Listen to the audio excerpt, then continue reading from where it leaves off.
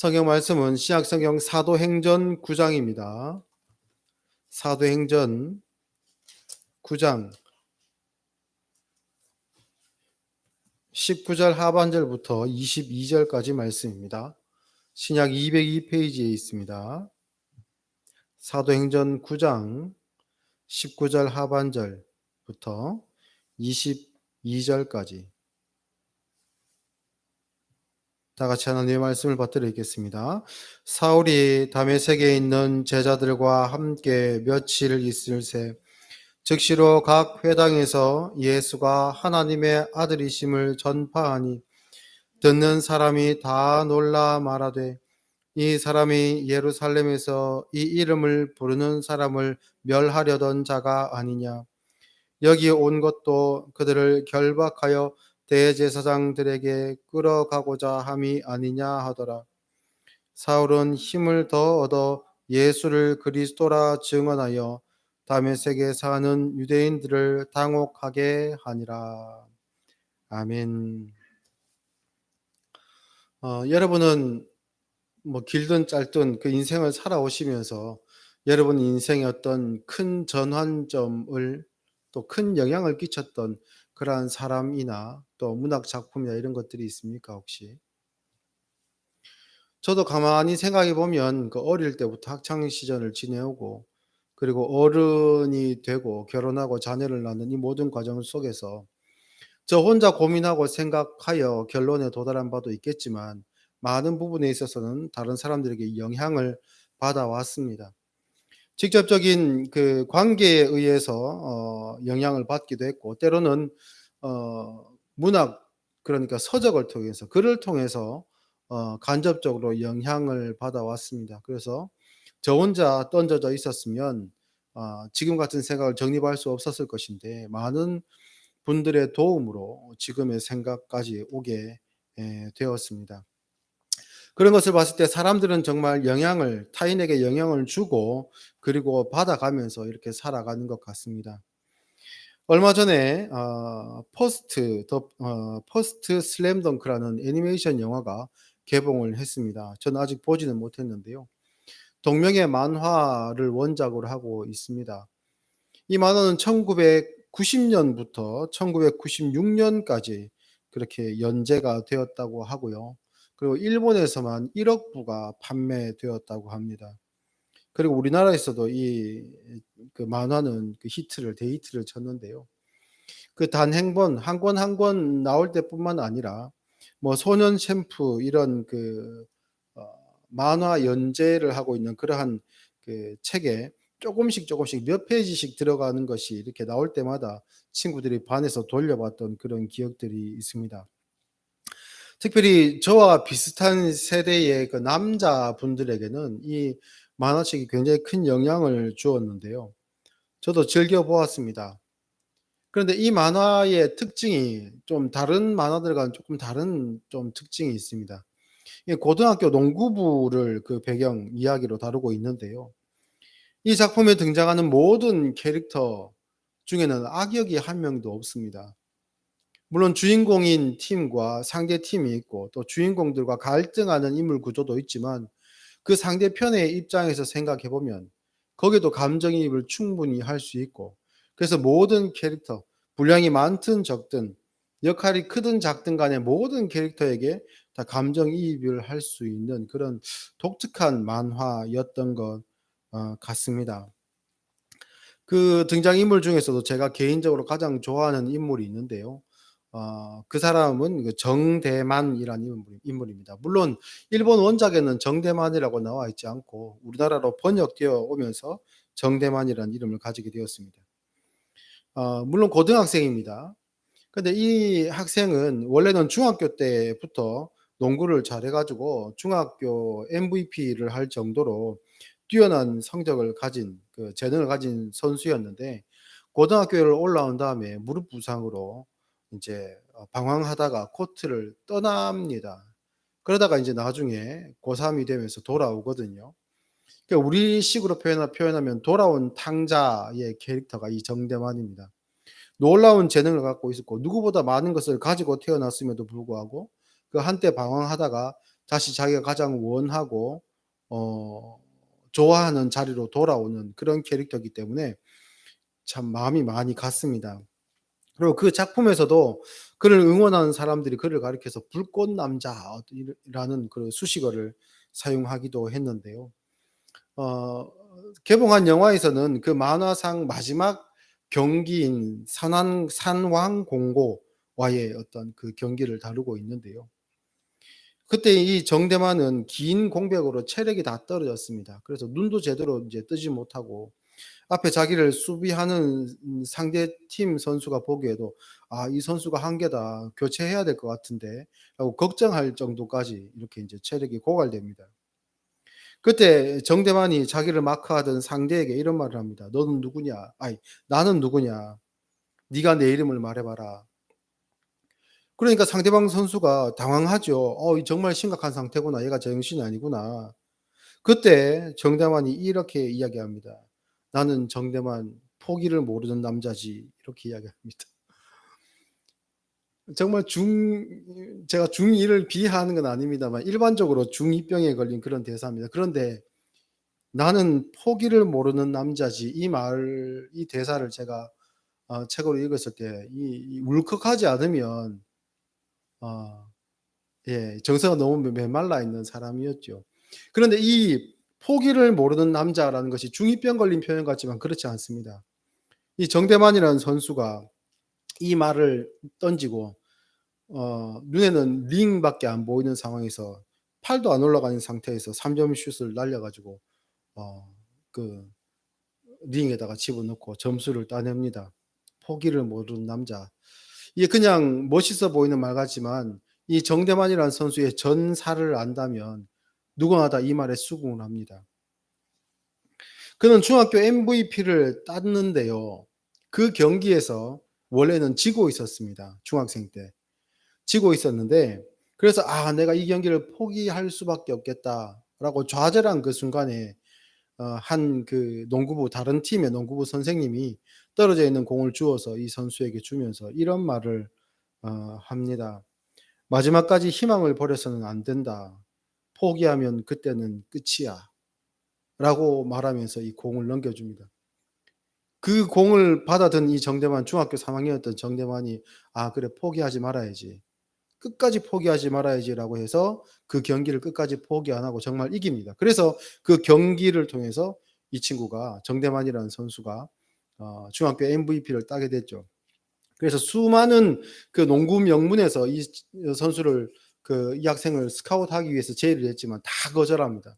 자기는 자기에게 공을 건네주면서 포기하지 말아야지 끝까지 포기하지 않아야 한다는 경기에 임하는 자세에 대한 그 영향을 준 그 선생님 안 선생님으로 나오는데요.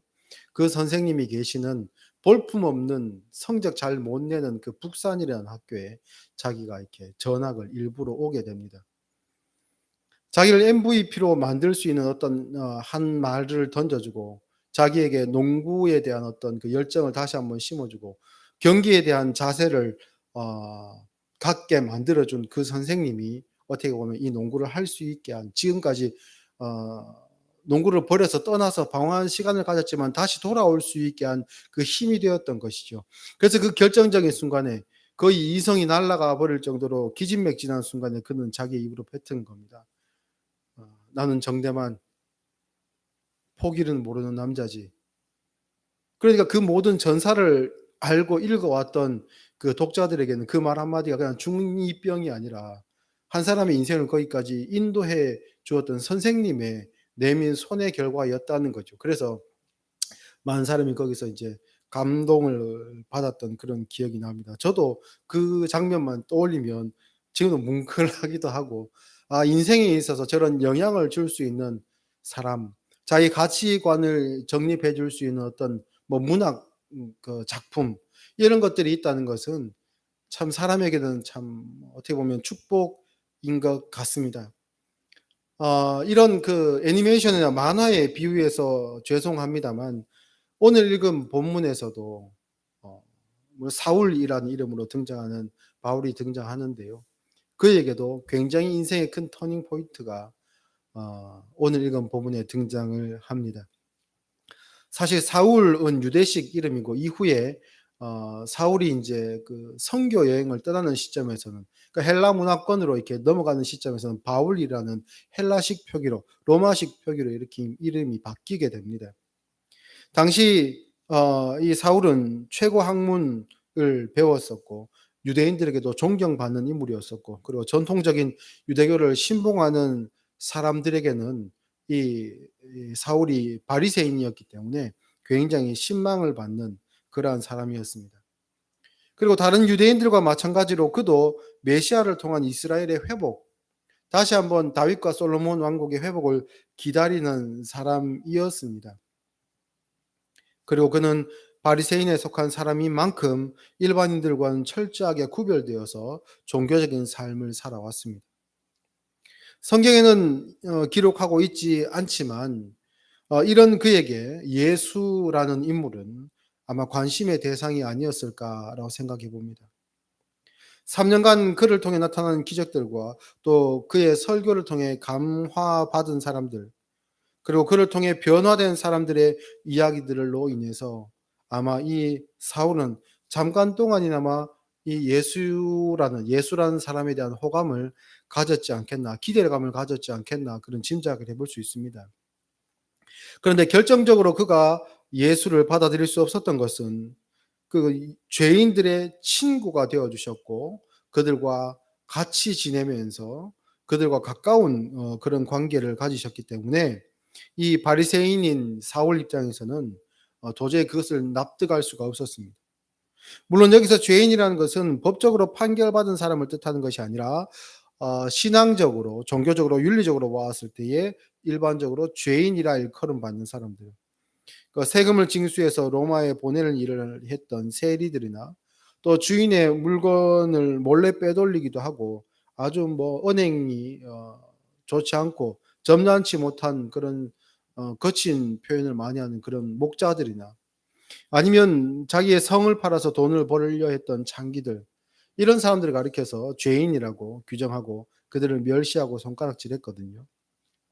그러니 그 양극단에 있는 완전히 반대편에 있는 사울 같은 경우에는 자기 신념으로 이렇게 종교적인 열심을 품고 살았는데 그것 자체가 예수라는 사람이 하는 행동을 보니까 이게 이 예수라는 사람을 통해 부정당하는 느낌을 받거든요. 그러니까 도저히 이 부분은 받아들일 수 없다. 그런데 가만히 생각해 보면 자기가 알고 있는 성경 말씀에 예언했던 그러한 선지자적인 삶과 그런 기적들이 예수님을 통해 또 나타나니까 이게 안에서 갈등이 생기는 겁니다. 그 두 갈등이 선지자가 정말 메시아가 아닐까라는 그런 일말의 기대감과 함께 자기의 삶이 가치가 부정당하는 그 상황 속에서 갈등을 해왔던 것이죠. 그런데 이 갈등해 왔던 시간들이 딱 종식되는 타임이 있습니다. 그게 바로 유대인들에 의해서 예수님에게 신성 모독죄가 씌워지고, 그리고 이 예수라는 사람이 그 죄목으로 처형당한 것입니다. 이제 바울은 내적으로 갈등할 필요가 없습니다. 야, 저 사람은 역시 메시아가 아니었구나. 그래, 우리 바리새인들이 내가 지금까지 가지고 있었던 그러한 가치관이, 그러한 신학적인 입장이 맞는 거야. 이제 틀린 애들은 쟤들은 남겨둘 필요가 없어. 오히려 내가 내 안에서 갈등했던 것처럼 다른 사람들이 저 예수라는 사람의 존재에 의해서 갈등할 수도 있으니까 우리 유대인들을 위해서 쟤들을 다 쓸어버려야 되겠다. 아마 이런 더 확고한 자기 확신에 빠지지 않았겠나, 그런 짐작을 해보게 됩니다. 그리고 이제 다시 성경의 이야기로 돌아와서, 그러했기 때문에 바울은 이제 고민이 끝났을 겁니다. 갈등이 끝났을 겁니다. 최초의 기독교 순교자라 할 수 있는 스데반의 죽음을 마땅한 것이라 여기고 그를 처형하는 군중들의 소지품을 맡아줄 정도로 그는 이제 한 방향으로만 달려갈 겁니다. 이제 예수를 믿고 따르는 사람을 멸하기 위해 자기 모든 것을 동원하고 전력을 다투고 해도 이제 된다라는 그런 생각을 가지게 됐죠. 그렇게 기세등등하던 바울이 일생일대의 좌절을 경험하게 됩니다. 9장 1절 말씀부터 한번 보시면요. 사울이 주의 제자들에 대하여 여전히 위협과 살기가 등등하여 대제사장에게 가서 다메섹 여러 회당에 가져갈 공문을 청하니, 이는 만일 그 도를 따르는 사람을 만나면 남녀를 막론하고 결박하여 예루살렘으로 잡아오려 함이라. 사울이 길을 가다가 다메섹에 가까이 이르더니 호련히 하늘로부터 빛이 그를 둘러 비추는지라. 땅에 엎드려져 들음에 소리가 있어 이르되, 사울아 사울아 내가 어찌하여 나를 박해하느냐 하시거늘, 대답하되 주여 누구시니까? 이르시되 나는 내가 박해하는 예수라. 너는 일어나 시내로 들어가라. 내가 행할 것을 내게 이를 자가 있느니라 하시니, 같이 가던 사람들은 소리만 듣고 아무도 보지 못하여 말을 못하고 서 있더라. 사울이 땅에서 일어나 눈을 떴으나 아무것도 보지 못하고 사람의 손에 끌려 다메섹으로 들어가서 사흘 동안 보지 못하고 먹지도 마시지도 아니하니라. 다메섹이라는 곳에 예수를 따르던 무리가 있다는 소식을 듣고, 그리고 이제 대제사장에게 요청해서 공문을 받아옵니다.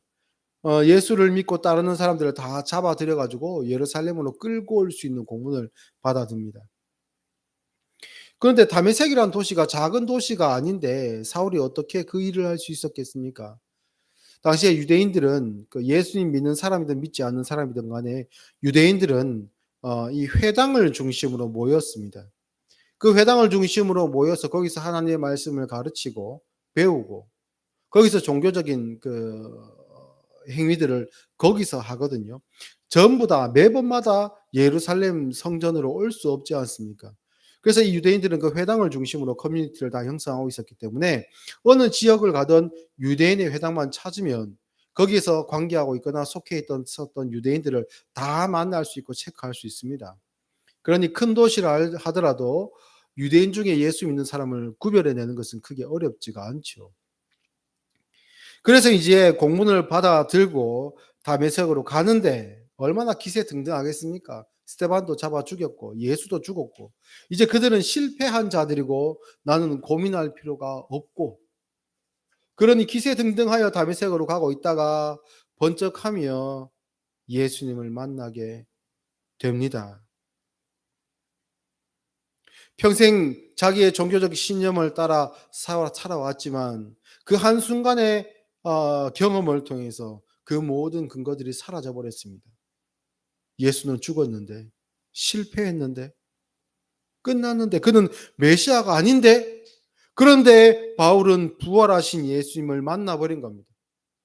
그리고 예수님의 말씀이 어찌하여 네가 나를 핍박하느냐? 어찌하여 네가 나를 핍박하느냐? 나는 메시아를 위한다고 생각했고 나는 하나님의 영광을 위한다고 생각했는데, 정작 메시아는 나를 찾아와서 어찌하여 너가 나를 박해하느냐. 자기의 모든 가치관이 무너지는 순간이지요. 내가 맞다고 생각했는데 내가 틀렸다고 모든 것의 근거가 되시는 그리스도께서 말씀하시니까 반박할 수가 없습니다. 거기서 완전히 무너집니다. 자기의 세상이 완전히 무너집니다. 이 모든 세상이 뒤집어집니다. 빛을 보았는데 그 빛 때문에 내가 밝히 보는 것이 아니라 오히려 더 깜깜한 세상으로 그는 빠져들어 버렸지요. 아무것도 볼 수 없고, 그래서 다른 사람들의 손에 이끌려서 이동할 수밖에 없습니다. 9절 말씀 보니까 그는 사흘 동안 보지도 못하고 먹지도 마시지도 아니했다라고 합니다. 그때 그가 알 수 있었던 것은 하나님께 기도하는 일밖에 없었습니다. 그래서 11절 말씀을 보면 주께서 이르시되 일어나 집가라 하는 거리로 가서 유다의 집에서 다소 사람 사울이라는 사람을 찾으라. 그가 기도하는 중이니라라고 합니다. 이거는 이제 하나 예수님께서 아나니아라고 하는 사람에게 사울에게 찾아와서 안수하여 그의 눈을 뜨게 하라는 그 명령을 주시면서 하신 말씀입니다. 그가 기도하는 중이니라. 아나니아가 사울을 찾아갈 때까지 약 사흘의 기간이 있었던 것 같습니다. 그때까지 완전히 무너진 세상 속에서 자기가 눈으로 보고 있는 세상이 진짜인 줄 알았는데, 자기가 생각하고 있었던 그 가치관이 참인 줄 알았는데 그 모든 것이 무너지고 사라져버린 그 순간에서 사울은 하나님께 기도하고 있었습니다. 이 명령을 받은 아나니아는 당황합니다. 그는 원래 예수님 믿는 사람들을 핍박하던, 교회를 핍박하던 사람이었고, 지금 다메섹으로 온 것도 우리를 잡아가두기 위함인데, 그 목적이 있는데 어떻게 그에게 가서 그의 눈을 낫게 하겠습니까? 그의 눈을, 이왕 지금 눈이 멀었기 때문에 그 한번 기가 꺾이고 일을 못하게 될 수 있는데, 그의 눈을 다시 뜨게 하면 또 그 짓을 할 것 아닙니까? 그런 생각이 들 수 있죠. 그때 예수님께서는 아나니아에게 가라. 그는 내 이름을 이방에 전하기 위해 내가 택한 나의 그릇이다라고 예수님께서 말씀하십니다. 적이었던 자를 굴복시키고, 그것을 단순히 힘으로 굴복시킨 것이 아니라 그의 세계관을, 가치관을 완전히 뒤집어서 그를 새로운 사람으로 예수님은 만드셨습니다. 그렇다고 해서 그의 과거가 완전히 지워진 것은 아니지요. 그가 예수님 믿는 사람들을 잡아 죽이고 가두고 핍박했던 그 과거가 없어지는 것은 아닙니다. 그러다 보니까 바뀐 세계관 안에서 이전의 자기 삶을 돌아볼 때 바울은 자기 모습이 너무나도 못났다는 것을, 죄인의 삶이 무엇인지를 깨닫게 된 것이지요. 아무리 고결해 보이는 삶을 산다 할지라도, 아무리 그가 세상 사람들에게 인정받는 삶을 산다 할지라도 그 가치관이 예수님께 맞춰져 있지 않으면, 예수님을 만나서 거듭나지 아니하면 그 모든 것들이 헛되다는 것을 자기가 몸소 체험했거든요. 사람으로서, 예수님 만나지 않은 사람으로서는 가장 종교적이고 가장 훌륭한 삶을 살아왔지만, 그러나 그것이 틀렸다는 것을 사울은 경험하게 됐거든요. 더 이상 이전의 그 생활로 돌아갈 수 없습니다. 그리고 지금 앞으로 나아가면서도 예전의 나의 모습들이 내게 더 이상 자랑거리가 아니게 되었지요.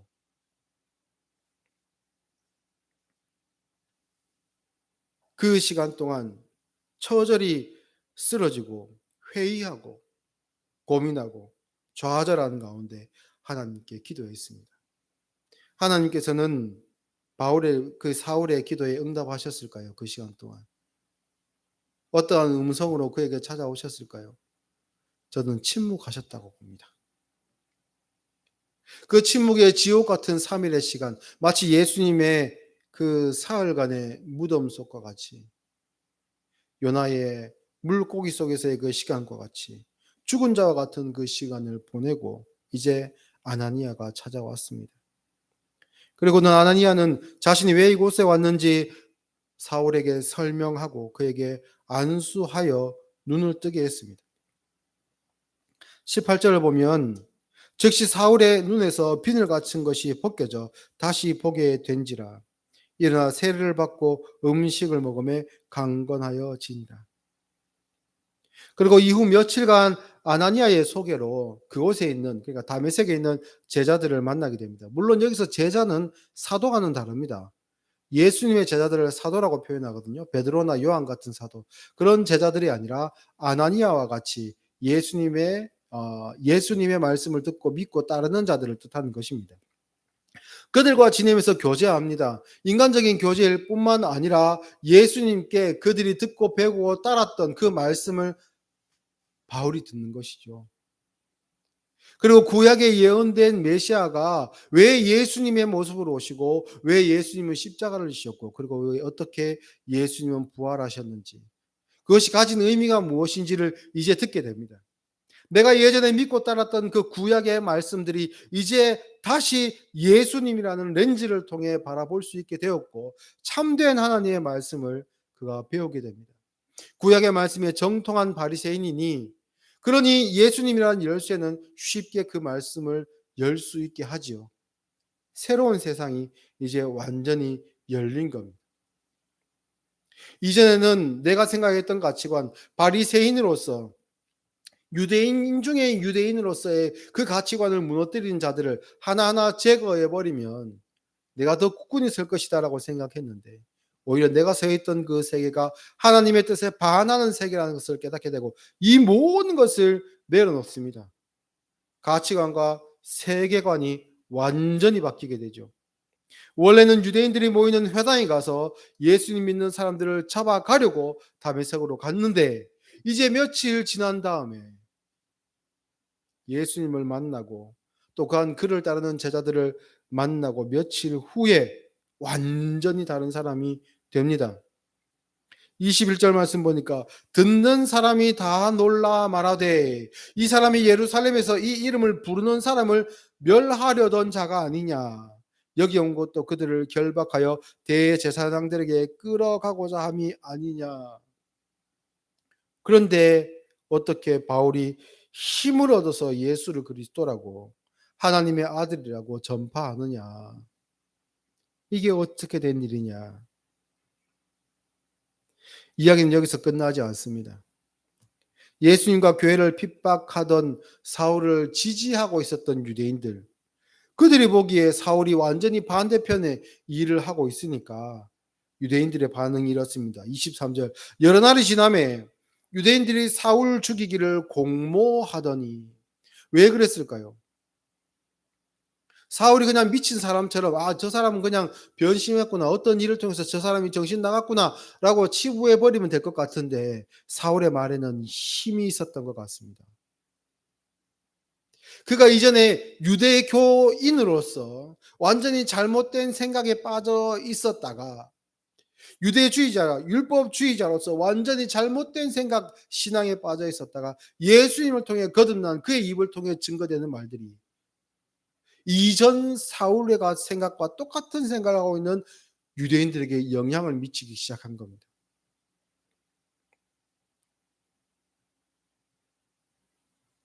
그러니까 유대인들 중에 이런 사람들이 아마 생겨났겠지요. 그래, 예수가 죽고 없어졌으면 그러면 그만이라고 만약에 그렇게 친다면 그러면 지금 그를 따르는 제자들은 무언가? 또 이 사울이 이야기하고 있는 구약의 하나님의 말씀을 예수 그리스도로 꿰고 있는 저 말씀은 무언가? 죽었으면 그만인데 어떻게 하여 부활하였다는 소식이 들려지는가?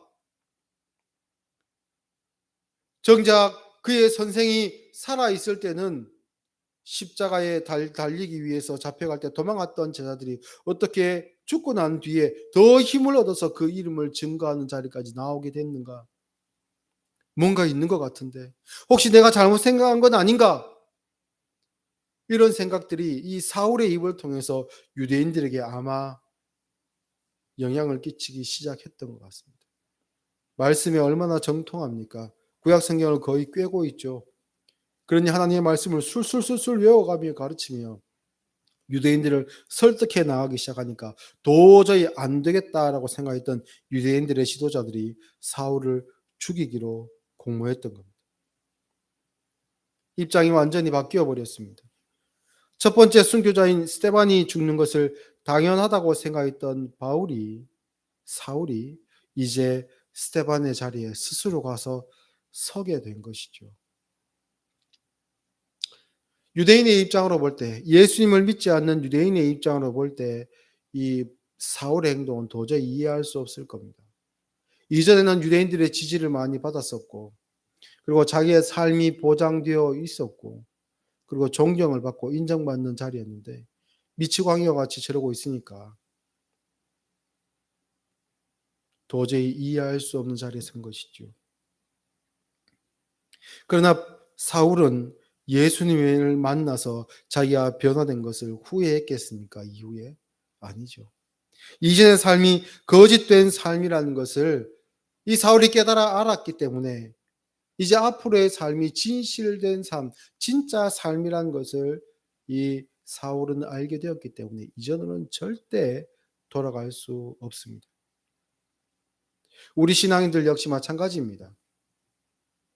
물론 경우에 따라서 극적으로 이 사울처럼 극적인 경험을 통해 한순간에 바뀌어 버리는 경우도 있지만 또 어떤 경우에는 차곡차곡 쌓여져서 그것이 임계점에 도달했을 때에 우리에게 드러나는 경우들도 있습니다. 많은 경우에 모태신앙이라고 하시는 분들 중에 이러한 경험을 하시는 분들이 많거든요. 어릴 때부터 하나님의 말씀을 배워왔고 그것이 차곡차곡 내 안에 쌓여오고 그런데 세상 사람들은 내가 배워온 가치와는 다른 방향으로 또한 살아가고 있으니까 이것이 우리 안에서 갈등을 일으킵니다. 그런데 내 안에 어릴 때부터 배워왔던 말씀, 쌓여왔던 말씀, 내가 그 말씀을 통해 만나왔던 하나님, 결국은 말씀을 통해 인생 가운데 싸우다가 갈등하다가 진짜 인격적으로 하나님을 만나는 경험들을 하게 되죠. 그러면서 서서히 조금씩 바뀌는 그러한 사람들도 있습니다. 어쨌든 물론 안 선생님과 정대만이라는 선수에 대한 이야기를 앞서 했지만, 그것처럼 단순화시킬 수 없지만 하나님은 신자에게 찾아오십니다. 말씀을 통해 찾아오시고 교회를 통해 찾아오시고 함께 믿는 신앙의 동지들과 주위에 있는 사람들을 통해 찾아오십니다. 그리고는 내 계산으로는 이거는 실패야, 졌어, 아니야 라고 하는 그 순간에 손을 내밀며 포기하면 끝이야. 내가 아직 포기하지 않았지 않느냐. 그렇게 지금도 우리에게 하나님은 손을 내밀고 계십니다. 여러분 인생을 통해서 그러한 경험들을 많이 하시기 바랍니다.